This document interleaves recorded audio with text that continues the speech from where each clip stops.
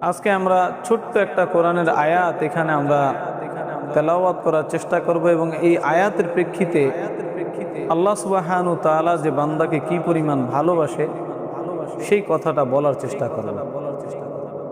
আল্লাহ রাব্বুল আলামিন বলেন, ফাযকুরুনি আযকুরকুম ওয়াশকুরুলি ওয়ালা তাকফুরুন। বলি না সুবহানাল্লাহ।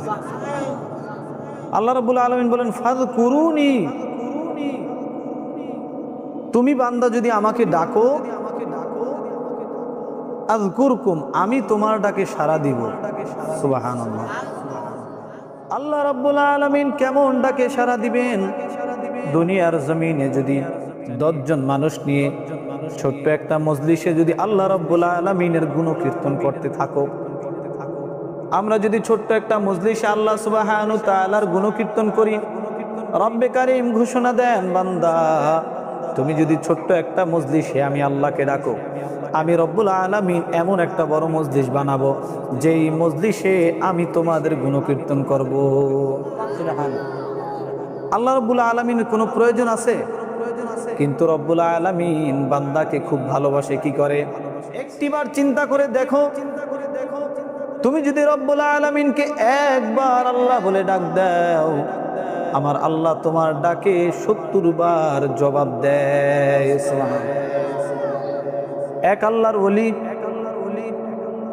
প্রত্যেক দিন রব্বুল আলামিনের যত ধরনের গুণকীর্তন আছে, তাহাজ্জুদ বলেন, ইশরাকের নামাজ বলেন, আওয়াবিন বলেন, 5 ওয়াক্ত বলেন, রব্বুল আলামিনের জন্য গভীর রাতে উঠে জিকির আজগার করে। শয়তান একদিন এমন ভাবে অন্তরে একটা কথা ঢুকাই দিল যে তুমি যেই আল্লাহ সুবহানাহু ওয়া তাআলাকে ডাকো, সেই আল্লাহ কি একবারও তোমার ডাকে সাড়া দিয়েছেনি? এই কথা শুনে আল্লাহর ওলি হঠাৎ করে একটু থমকে গেল। আসলেই তো, আল্লাহ তো কোনোদিনও আমার ডাকে কি দিল না, সাড়া দিল না। আমি আর আল্লাহর ইবাদত করব না। উনি সাথে সাথে ওই ইবাদত গুজার 5 ওয়াক্ত নামাজ যাই পড়ে, অতিরিক্ত যেটা একমাত্র আল্লাহ সুবহানাহু ওয়া তাআলার জন্য করত এবং রাতে জেগে যে জিকির আজগার করতো, সেটা কি করে দিলেন? বন্ধ করে দিলেন। কিন্তু বন্ধ করে দেওয়ার পরও ওনার ওই যে তাহাজ্জুদের ওয়াক্তে নিয়মিত একটা অভ্যাস উঠবে, উযু করবে, আল্লাহকে ডাকবে, তাহাজ্জুদ পড়বে এবং কি জিকির আজগার করবে, এই অভ্যাসটা থেকে গেল। তিনি ওই তাহাজ্জুদের ওয়াক্তে উঠেন ঠিকই, কিন্তু উঠেন না, উযুও করেন না, সজাগ হয়ে যান, উযুও করেন না, অতিরিক্ত ইবাদতও করেন না। তো এইরকম একদিন যখন তিনি কি করলেন, সজাগ হলেন। দেখিও অনেক সময় মানুষ জাগ্রত অবস্থায় হালকা একটু চোখ লেগে আসে না? এই আল্লাহর ওলির এইরকম ভাবে একবার জাগ্রত অবস্থায় তাহাজ্জুদের ওয়াক্তে চোখ লেগে আসলো। আল্লাহ রাব্বুল আলামিন ইলহাম করেন, ও বান্দা, আমি রব্বুল আলামিন যদি তোমার ডাকে সাড়া না দিতাম, তুমি একবার আল্লাহু আকবার বলে দ্বিতীয়বার আল্লাহু আকবার বলতে পারতা না। সুবহানাল্লাহ। তাহলে আমরা একবার আল্লাহু আকবার বলতে পারি, এটার উত্তর হচ্ছে আল্লাহ সুবহানাহু ওয়া তাআলা জবাব দেন, তারপরে আমরা আরেকবার কি বলতে পারি? আল্লাহু আকবার বলতে পারি। এর জন্য আল্লাহ সুবহানাহু ওয়া তাআলা অনেক দয়ার। কেমন দয়ার? অনেক দয়ার। বান্দার জন্য আল্লাহ সুবহানাহু ওয়া তাআলা যত আসান করা যায়, যত সহজে বান্দাকে জান্নাত দেওয়া যায়, ওই চেষ্টাটা আমার রব করেছেন। শুধু তোমাকে আমাকে একটু মেহনত করতে হবে। সুবহানাল্লাহ। তুমি যদি রাত্রে এশারের নামাজটা পড়ে ঘুমাও আর উঠে যদি ফজরের নামাজ পড়ো, সারা রাত্র আল্লাহ পাকের ইবাদত করলে যেই সওয়াব, ওই সওয়াব তোমার আমলনামায় আল্লাহ দিয়ে দিবে। সুবহানাল্লাহ। তুমি যদি এশারের নামাজটা পড়ে উযু করে রাতের তাসবিহগুলো পালন করো, আল্লাহ রাব্বুল আলামিন 2 জন ফেরেশতা তোমার জন্য লাগিয়ে দিবেন। সারা রাত্র ওই ফেরেশতারা তোমাকে পাহারা দিবে। ফজরের নামাজের পর যদি রব্বুল আলামিনের যেই ছোট ছোট ওজিফাগুলো আছে, তাসবিহগুলো আছে, তুমি যদি পড়ো, সূরা হাশরের শেষ 3 আয়াত, আয়াতুল কুরসি, এগুলো যদি পড়ো, রব্বুল আলামিন দিনেও 2 জন ফেরেশতা লাগিয়ে দিবেন। যত ধরনের বালা মুসিবত আছে সেগুলো কাটার জন্য তারা দোয়া করতে থাকবে। আল্লাহ রাব্বুল আলামিনের দয়া কম না বেশি? অনেক বেশি, অনেক। তিনি রহমান, তিনি রহিম, অনেক দয়ালু। যেই দয়াময় আল্লাহ বান্দাকে কখনো চায় না বান্দা জাহান্নামে যাক।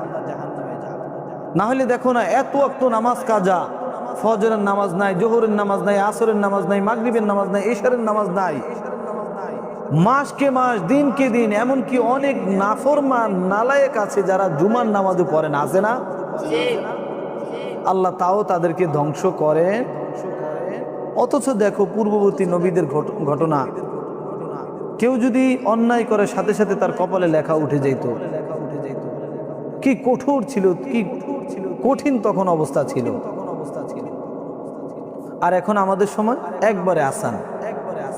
বনি ইসরাইলের ঘটনা, বৃষ্টির জন্য হাহাকার। সবাই যখন বৃষ্টির জন্য মুসা আলাইহি ওয়াসাল্লামকে বলে আপনি প্রার্থনা করেন, মানুষ নিয়ে, গ্রুপ নিয়ে তিনি রব্বুল আলামিনের দরবারে হাত তুলে দিল, এ মাওলা আমাদেরকে পানির ব্যবস্থা করে দাও। আল্লাহ রব্বুল আলামিন মুসাকে জানাইল, মুসা তোমার এখানে এমন একজন নাফরমান আছে যে কিনা কখনো আমি আল্লাহকে সেজদা দেয় নাই, আমি আল্লাহর গুণকীর্তন করে নাই, আমি আল্লাহর থেকে কখনো মাফ চাই নাই। ওই নাফরমানকে যদি তুলে না দাও, এখানে আমি আল্লাহ তোমাদের দোয়া কবুল করব না।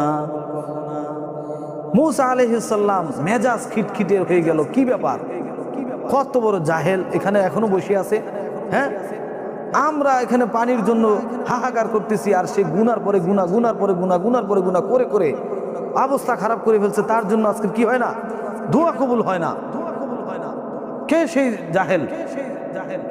সে তখন চিন্তা করলো, একটু কান্দেও না, চোখের পানিও ফেলে না, একটু মসরায়ও না, এমনও করে না, মনটা এমন ভাবে রব্বুল আলামিনের দিকে ঘুরিয়ে দিল, এ মাওলা আজকে যদি এইখানে আমি বলি মুসা আমি সেই অপরাধী, আমি আজকে 40টা বছর রব্বুল আলামিনের গোলামি করি না। কয় বছর?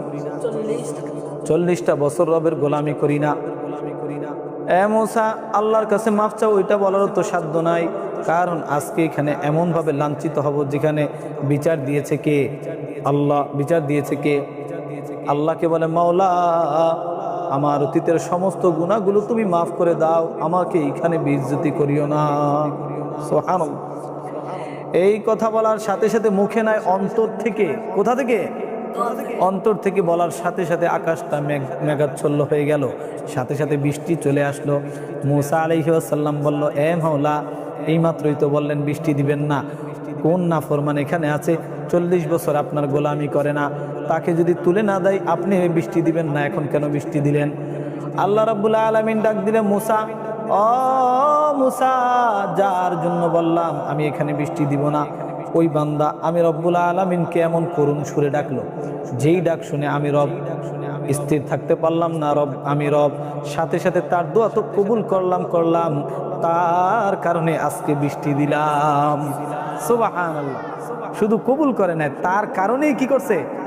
বৃষ্টি দিছে। এর জন্য আমার রব, তিনি রহমান, তিনি রহিম, তিনি গফফার, তিনি রাজ্জাক, তিনি খালিক, তিনি মালিক। ওনার আল্লাহ সুবহানাহু তাআলার মতো দয়াবান আর দ্বিতীয় কেউ হতে পারে না, পারবেও না ইনশাআল্লাহ। ঠিক।